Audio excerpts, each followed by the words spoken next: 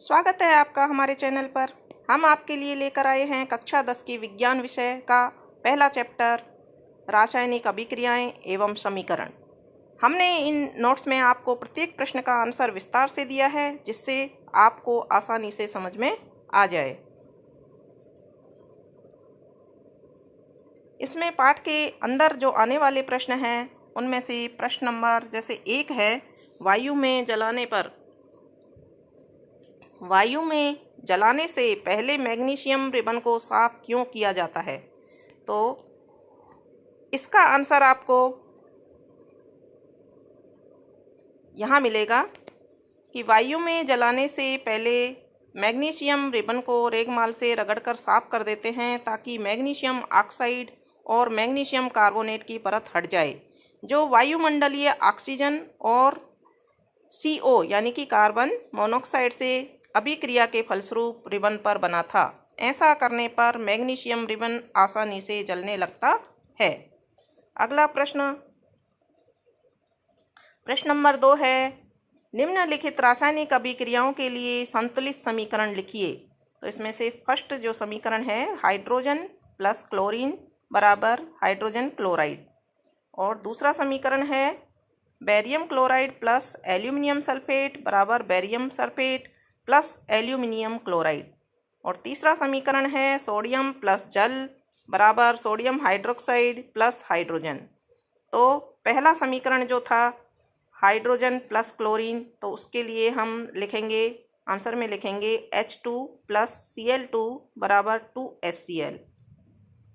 Second समीकरण barium chloride plus aluminium sulphate, इसका लिखेंगे आंसर 3BaCl2 प्लस Al2SO4 का होल थ्राइस बराबर 3BaSO4 प्लस 2AlCl3। थर्ड समीकरण है सोडियम प्लस जल बराबर सोडियम हाइड्रोक्साइड प्लस हाइड्रोजन, तो इसका लिखेंगे हम answer 2Na plus 2H2O equal to 2NaOH plus H2। अगला प्रश्न देखेंगे, निम्नलिखित अभिक्रियाओं के लिए उनकी अवस्था के संकेतों के साथ संतुलित रासायनिक समीकरण लिखिए।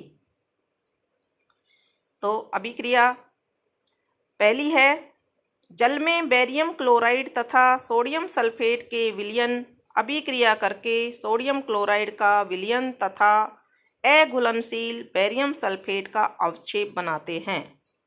तो इसका जो रासायनिक समीकरण होगा वो होगा BaCl2 यानी कि बेरियम क्लोराइड प्लस Na2SO4 यानी कि सोडियम सल्फेट बराबर BaSO4 barium sulphate plus 2NaCl यानी कि सोडियम क्लोराइड।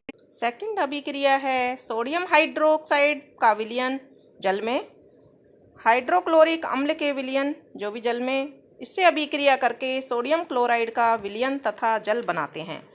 तो इसका समीकरण होगा, रासायनिक समीकरण होगा NaOH यानी कि sodium hydroxide plus HCl hydrochloric अम्ल बराबर NaCl यानी कि सोडियम क्लोराइड प्लस H2O जल। इस तरह से इसका ये समीकरण बन गया।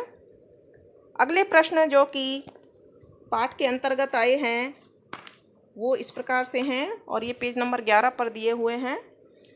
किसी पदार्थ X के विलयन का उपयोग सफेदी करने के लिए होता है। तो पदार्थ X का नाम और इसका सूत्र लिखिए। इसका उत्तर होगा, पदार्थ X का नाम बिना बुझा हुआ चूना है, जिसका पदार्थ X अर्थात CaO यानी कि कैल्शियम ऑक्साइड की जल के साथ अभिक्रिया इस प्रकार होती है, CaO प्लस H2O बराबर CaOH का होल ट्वाइस, यानी कि बिना बुझा हुआ चूना इससे बनता है कैल्शियम हाइड्रोक्साइड जिसको कहते हैं, ये बन जाता है। तो इस तरह से ये इसका उत्तर है और इसकी अभिक्रिया है। प्रश्न नंबर 2, क्रियाकलाप 1.7 में एक परखनली में एकत्रित गैस की मात्रा दूसरी से दुगनी क्यों है, उस गैस का नाम बताइए। तो इसका उत्तर होगा, हमें ज्ञात है कि जल 2 भाग हाइड्रोजन होता है और 1 भाग ऑक्सीजन होता है। इन दोनों से मिलकर बना होता है, अर्थात HO, हाइड्रोजन परमाणु और ऑक्सीजन परमाणु के 2:1 में संयोग करने से बना है।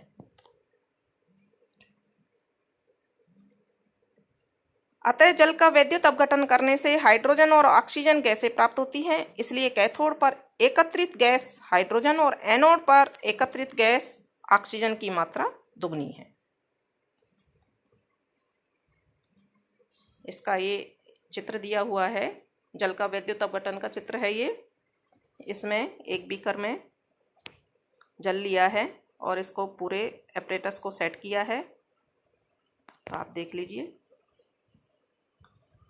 आगे की प्रश्न है, जब लोहे की, प्रश्न नंबर 1 है, जब लोहे की कील को कॉपर सल्फेट के विलयन में डुबोया जाता है तो विलयन का रंग क्यों बदल जाता है? तो लोहे की कील को जब कॉपर सल्फेट के विलयन में डुबोया जाता है तो इसका विलयन का रंग क्यों बदल जाता है? इसका आंसर होगा, जब लोहे की कील को नीले रंग के कॉपर सल्फेट के विलयन में डुबोया जाता है तो विलयन का नीला रंग हल्का मलिन हो जाता है।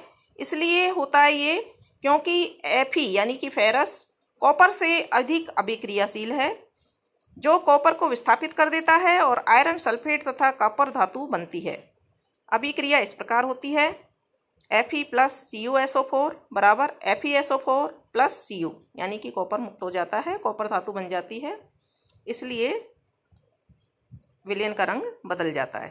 प्रश्न नंबर 2, क्रियाकलाप 1.10 से भिन्न द्विविस्थापन अभिक्रिया का एक उदाहरण दीजिए। तो इसका एक उदाहरण हम दे सकते हैं, PbNO3 का होल ट्वाइस प्लस 2HCl बराबर PbCl2 प्लस 2HNO3, यानी कि लेड नाइट्रेट प्लस हाइड्रोक्लोरिक अम्ल बराबर लेड क्लोराइड अम्ल प्लस नाइट्रिक अम्ल। अगला प्रश्न नंबर 3 है, निम्न अभिक्रियाओं में उपचयित तथा अपचयित पदार्थों की पहचान कीजिए। इन अभिक्रियाओं में से हमको उपचयित पदार्थ को पहचानना है और अपचयित पदार्थों को पहचानना है। अभिक्रिया पहली समीकरण है 4Na प्लस O2 बराबर Na2O, और दूसरा समीकरण है CuO प्लस H2 बराबर Cu प्लस H2O। तो पहली जो समीकरण है इसमें सोडियम NaO में उपचयित होता है क्योंकि Na का O2 से संयोग हो रहा है, यानी कि ऑक्सीजन से संयोग हो रहा है, और O2 अपचयित होने वाला पदार्थ है, जो O2 है वो अपचयित पदार्थ है। अतः उपचयित एवं अपचयित होने वाले पदार्थ क्रमशः Na और O2 हैं, यानी कि सोडियम और ऑक्सीजन हैं। सेकंड है CuO प्लस H2 बराबर Cu प्लस H2O। इसमें अपचयन हो रहा है CuO का Cu में, CuO का यानी कॉपर ऑक्साइड का कॉपर में अपचयन हो रहा है, और उपचयित होने वाला पदार्थ है H2 क्योंकि ये ऑक्सीजन से संयोग कर रहा है, इसमें ऑक्सीजन की वृद्धि हो रही है। अब पाठ के पीछे के जो प्रश्न हैं उसमें से प्रश्न नंबर 1 है, नीचे दी गई अभिक्रिया के संबंध में कौन सा कथन असत्य है? 2PbO प्लस C बराबर 2Pd प्लस CO2। तो A है, इसमें सीसा अपचयित हो रहा है, B कार्बन डाइऑक्साइड उपचयित हो रहा है, C कार्बन उपचयित हो रहा है, D लेड ऑक्साइड अपचयित हो रहा है। तो इसमें से पहला ऑप्शन है A एवं B, सेकंड है A एवं C, थर्ड है A, B और C, और चौथा है सभी। तो इनमें से उत्तर जो होगा वो है फर्स्ट नंबर वाला A एवं B। A एवं B यानी कि सीसा अपचयित हो रहा है और कार्बन डाइऑक्साइड उपचयित हो रहा है। प्रश्न नंबर 2 है, Fe2O3 प्लस 2Al बराबर Al2O3 प्लस 2Fe। ऊपर दी गई अभिक्रिया किस प्रकार की है? संयोजन अभिक्रिया, B द्विविस्थापन अभिक्रिया, C वियोजन अभिक्रिया, D विस्थापन अभिक्रिया। तो ये विस्थापन अभिक्रिया है, विस्थापन अभिक्रिया इसका आंसर होगा। प्रश्न नंबर 3, लौह चूर्ण पर तनु हाइड्रोक्लोरिक अम्ल डालने से क्या होता है? सही उत्तर पर निशान लगाइए। इसमें से पहला ऑप्शन है हाइड्रोजन गैस एवं आयरन क्लोराइड बनता है, बी ऑप्शन है क्लोरीन गैस एवं आयरन हाइड्रोक्साइड बनता है। सी ऑप्शन है कोई अभिक्रिया नहीं होती है। और डी ऑप्शन है आयरन लवण एवं जल बनता है। तो इसका उत्तर होगा ए, हाइड्रोजन गैस एवं आयरन क्लोराइड बनता है। अगला प्रश्न नंबर 4, संतुलित रासायनिक समीकरण क्या है?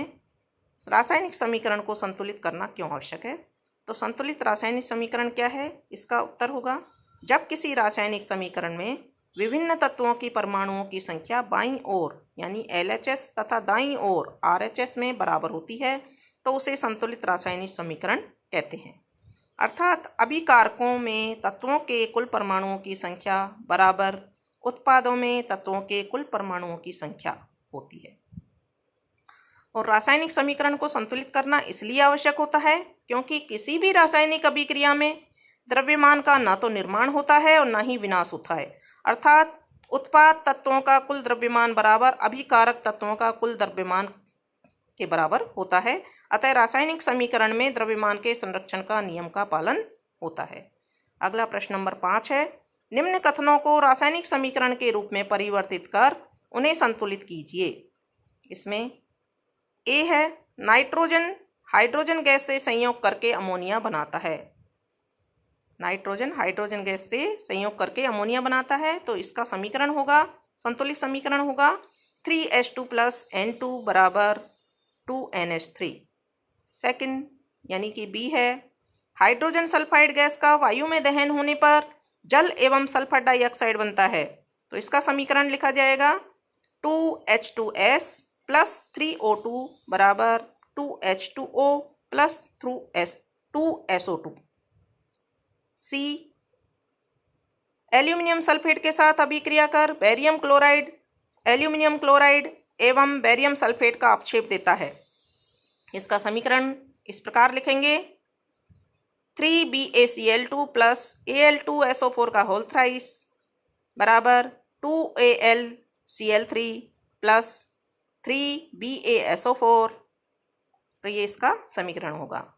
अगला है प्रश्न डी है पोटेशियम धातु जल के साथ अभिक्रिया करके पोटेशियम हाइड्रोक्साइड एवं हाइड्रोजन गैस देती है तो इसका रासायनिक समीकरण लिखेंगे 2K + 2H2O बराबर 2KOH + H2। अब अगला प्रश्न नंबर 6, निम्न रासायनिक समीकरणों को संतुलित कीजिए। इसमें पहला समीकरण ए HNO3 + CaOH का होल ट्वाइस बराबर CaNO3 का होल ट्वाइस + H2O। तो इसको समीकरण को संतुलित करने के लिए HNO3 के आगे 2 लगा देंगे। 2HNO3 + CaOH का होल ट्वाइस बराबर CaNO3 का होल ट्वाइस + 2H2O। दूसरा समीकरण है NaOH + H2SO4 Na2SO4 + H2O। इसको संतुलित करने के लिए 2NaOH यानी कि यहाँ 2 लगा देंगे प्लस H2SO4 बराबर Na2SO4 प्लस H2H2O। H2O के आगे भी 2 लग जाएगा। समीकरण तीसरा है C NaCl + AgNO3 बराबर AgCl + NaNO3। इसको संतुलित करने के लिए लिखेंगे NaCl + AgNO3 बराबर AgCl + NaNO3 यानी कि ऐसे कैसे रहेगा। अगला समीकरण डी BaCl2 + H2SO4 बराबर BaSO4 + HCl। इसको संतुलित करते हैं, देखो कैसे करते हैं। BaCl2 + H2SO4 बराबर BaSO4 + 2HCl। HCl के आगे 2 लग जाएगा। अगला प्रश्न है प्रश्न नंबर 7, निम्न अभिक्रियाओं के लिए संतुलित रासायनिक समीकरण लिखिए। इसमें से प्रश्न नंबर ए है कैल्शियम हाइड्रोक्साइड + कार्बन डाइऑक्साइड बराबर कैल्शियम कार्बोनेट + जल। तो इसका संतुलित रासायनिक समीकरण इसका लिखा जाएगा CaOH का होल ट्वाइस + CO2 बराबर CaCO3 + H2O। अगला बी प्रश्न है जिंक + सिल्वर नाइट्रेट बराबर जिंक नाइट्रेट + सिल्वर। तो इसको समीकरण के रूप में संतुलित समीकरण के रूप में लिखेंगे Zn प्लस AgNO3 बराबर ZnNO3 का होल ट्वाइस प्लस 2Ag। अगला सी प्रश्न है एल्यूमिनियम प्लस कॉपर क्लोराइड बराबर एल्यूमिनियम क्लोराइड प्लस कॉपर।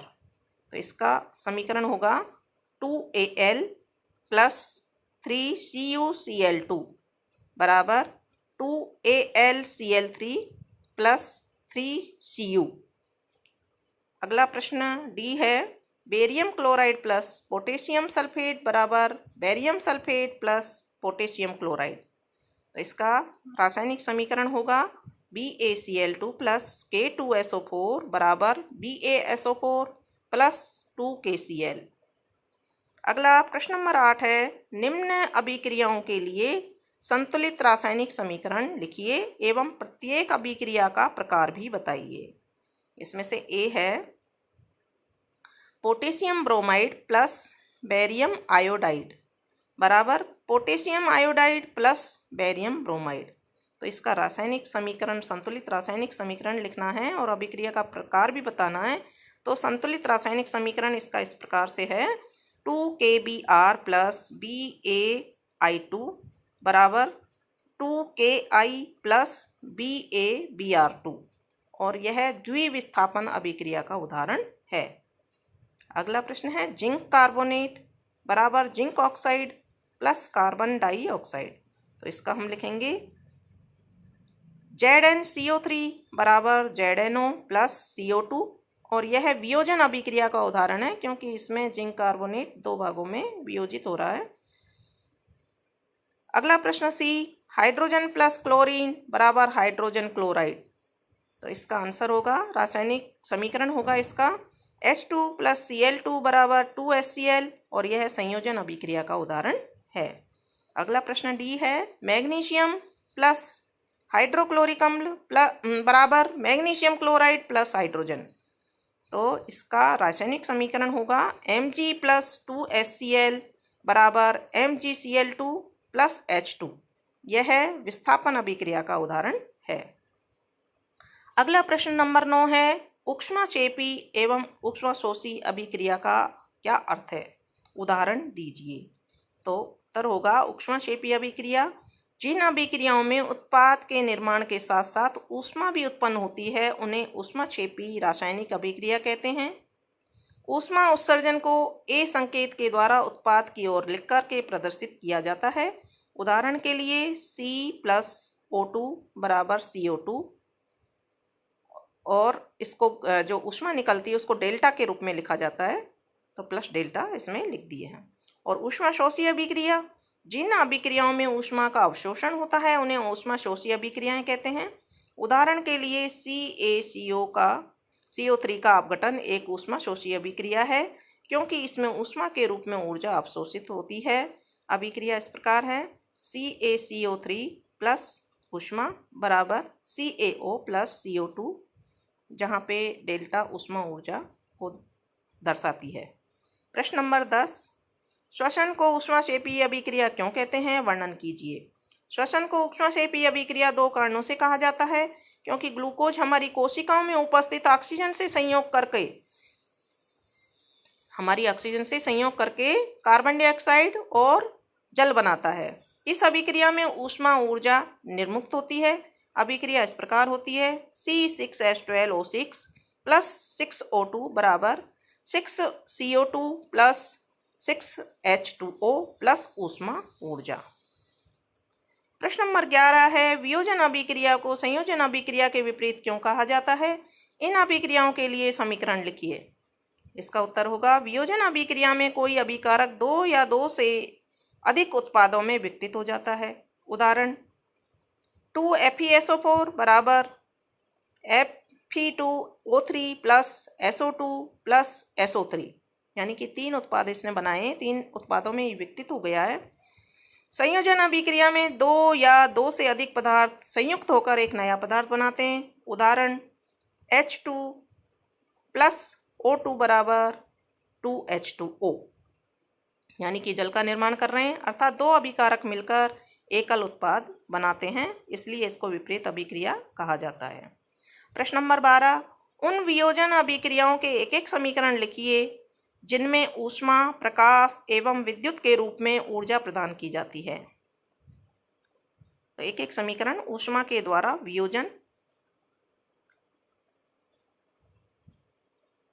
प्रकाश के द्वारा वियोजन 2Ag Br, सूर्य के प्रकाश में 2Ag प्लस Br2, और विद्युत के द्वारा वियोजन 2H2O बराबर 2H2 प्लस O2।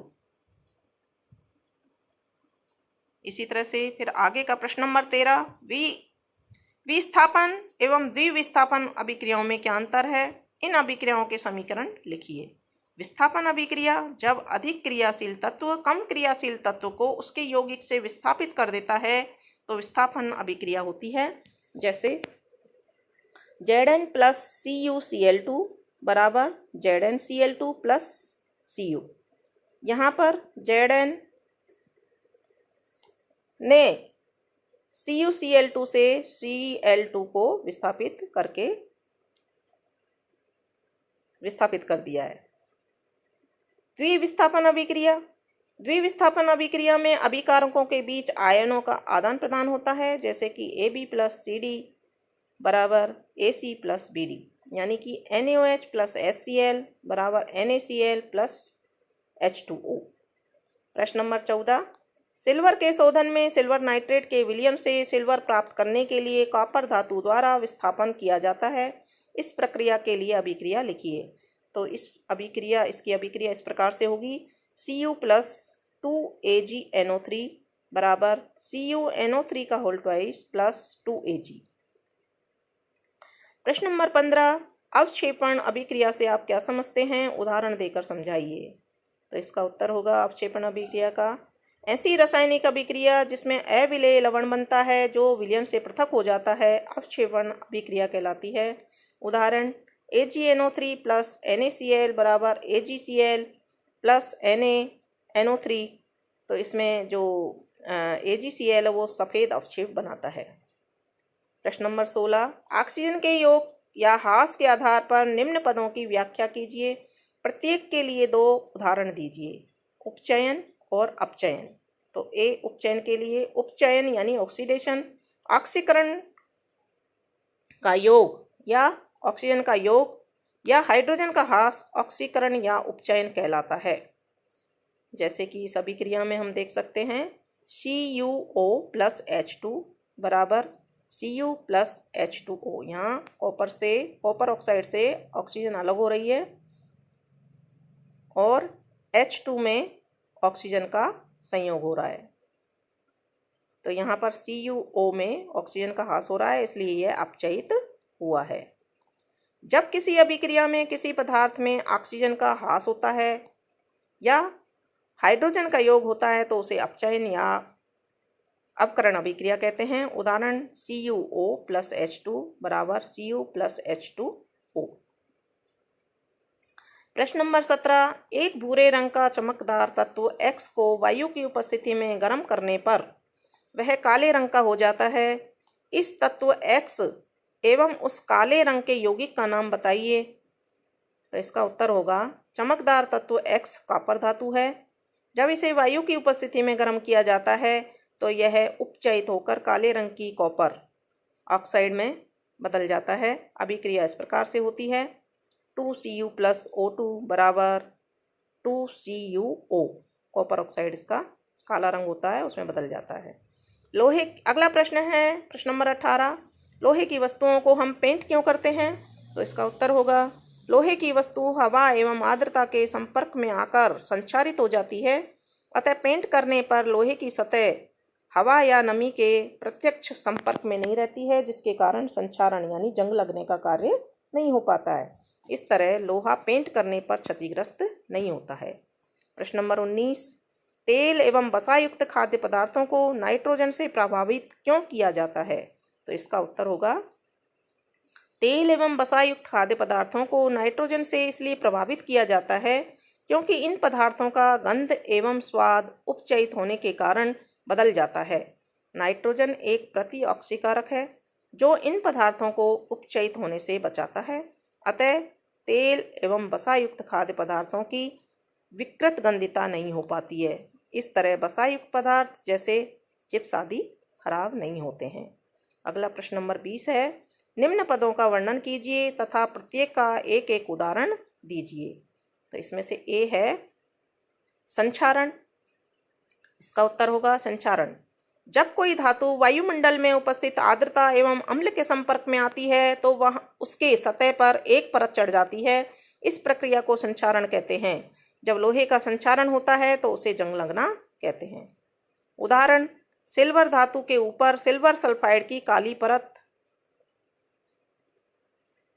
कॉपर के ऊपर हरे रंग की कॉपर कार्बोनेट की परत चढ़ना तथा लोहे के ऊपर लालिमा युक्त भूरे रंग की परत चढ़ना, ये इसके उदाहरण हैं। दूसरा है बी विकृत गंधिता। विकृत गंधिका क्या होता है? तेल एवं वसा युक्त खाद्य पदार्थ हवा के संपर्क में या ऑक्सीजन के संपर्क में आने से उपचयित हो जाते हैं या ऑक्सीकृत हो जाते हैं और विकृत गंधी हो जाते हैं, जिसके कारण इनका स्वाद और गंध बदल जाती है। इस प्रक्रिया को विकृत गंधिता कहते हैं। विकृत गंधिता को रोकने के उपाय हैं नाइट्रोजन प्रति ऑक्सीकारक मिलाकर। दूसरा है वायुरोधी बर्तनों में खाद्य सामग्री रखकर। उदाहरण, चिप्स की थैली लंबे समय बाद उपचयित होकर विकृत गंधी हो जाती है और मक्खन को कमरे के तापमान पर लंबे समय तक रखने पर इसका स्वाद खट्टा हो जाता है तथा इससे खराब गंध आने लगती है क्योंकि यह उपचयित हो जाता है। तो इस तरह से ये हमारे प्रश्न थे। हमारे चैनल से जुड़े रहिए ताकि आपको आगे भी इसी तरह के प्रश्न और उनके उत्तर मिलते रहें। धन्यवाद।